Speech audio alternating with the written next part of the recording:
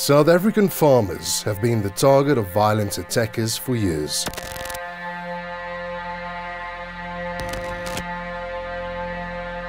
Ek is Johnny Miller van Frankfurt. Ek is in die nag van 23-24 September aangeval op die plaas. Ek is in die kop geskiet. Ek is in die kop geskiet. Ek is in die kop geskiet. Known as farm attacks, these vicious crimes are fueled on by politicians. Shoot to kill! Hamaza! Kill the poor! The farmer! Kill the poor! The farmer! While the South African government denies that these attacks are taking place. There are no killings of farmers or white farmers in South Africa. In this series, survivors of farm attacks tell their stories.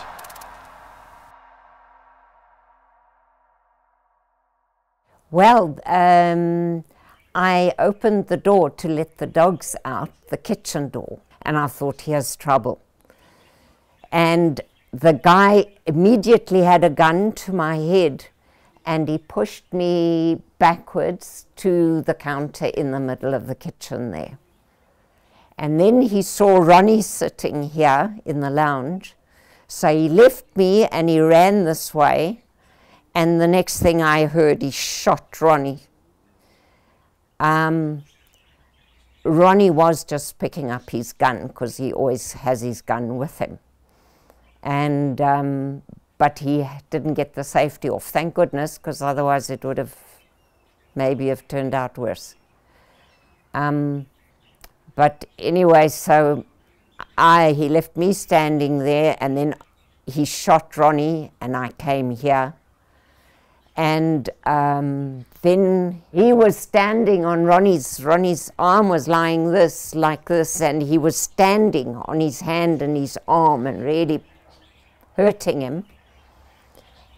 And so I went and pushed I said, get off. And, but Ronnie had been shot. The bullet went into his arm and it's still lodged in the back of his shoulder.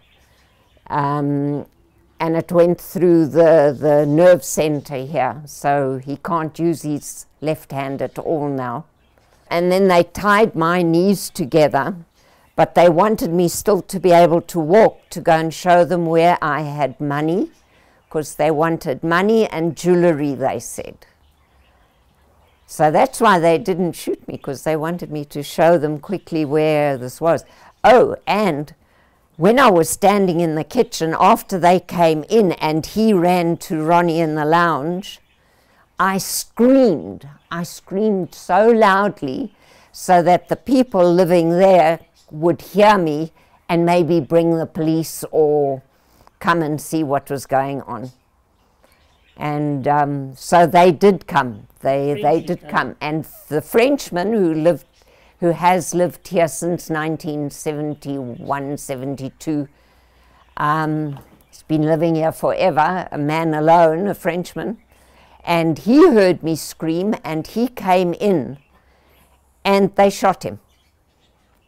He shot one of them as well, but he was shot dead in my kitchen.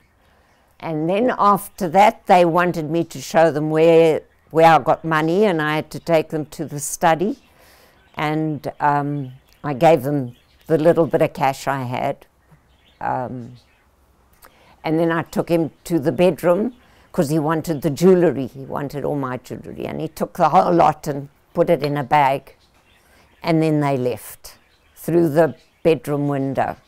He said, open the windows, and I had to open the bedroom windows, and they left. But I think because I screamed, they were now scared the police may be coming and other people may be coming. Because I really screamed very loudly, they all heard me. So the people did start coming. We saw the one man standing in the next property just looking at my kitchen door that whole morning, well, most of the day. That whole morning and the day, and he just stood there and he looked at my kitchen. So they had been planning it. It was planned. So you're not the same. The whole night I'm sitting watching the windows. I'll ask him, then we're sitting, supposed to be watching TV, and I'll hear something. I hear all sorts of things, and I keep running and checking whether there are people outside.